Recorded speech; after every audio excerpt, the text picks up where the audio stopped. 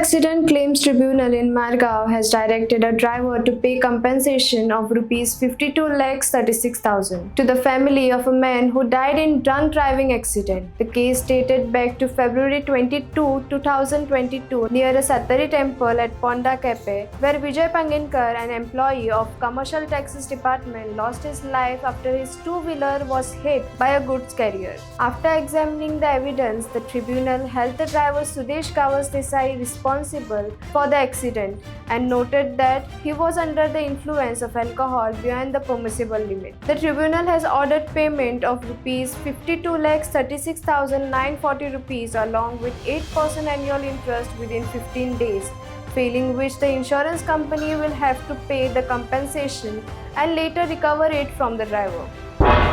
तुम्ही पळयतात गोंयकारपण, गोंयकारांचो गोंयकारा खातीर.